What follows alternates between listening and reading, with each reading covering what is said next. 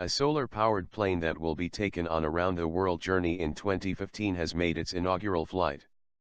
The Solar Impulse 2 vehicle lifted off from Payerne airfield in Switzerland at just after 3:35 GMT, 4:35 BST, 5:35 CEST, returning 2 hours later. It is a larger, upgraded version of the aircraft that flew across America last year with adventurers Bertrand Piccard and Borschberg at the controls. For this maiden flight, test pilot Markus Scherdel was in the cockpit. He climbed to just over 6,000 ft, 1,800 m, conducting a number of maneuvers to prove the handling of the aircraft. Mr. Scherdel reported some early vibrations, but overall the mission outcome appeared very positive. "It's a great day for all the team of Solar Impulse," Mr. Piccard told BBC News. "An aeroplane like this is absolutely unique.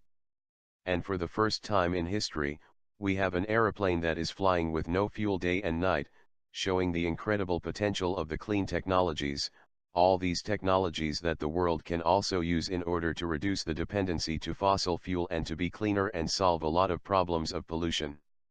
The carbon fiber aircraft has a huge wingspan, which at 7.2 m is wider than a Boeing 747 jet. And yet, the vehicle weighs only 2.3 tons.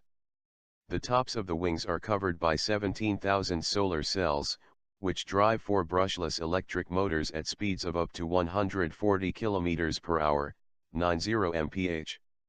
During the day, the solar cells will recharge lithium batteries, which can then be used to keep the plane's propellers turning through the night. The first Solar Impulse plane set a number of world records, including the longest manned solar-powered flight at 26 hours, the first intercontinental flight in a solar-powered plane, and the greatest distance covered on a piloted solar-powered flight. Autonomous solar-powered drones can stay aloft for weeks. That last record was set during Piccard's and Borschberg's epic Trans-America journey in May, June and July last year. But as challenging as that effort was, it will be dwarfed by the difficulty and complexity of completing a global flight. This is because it will have to include passage across the Atlantic and Pacific Oceans. The latter could take all of 5 days and nights to complete. Only one pilot can fit in the cockpit. It has a reclining seat to make room for exercising and to permit Piccard and Borschberg, whoever is at the controls, to take short cat naps.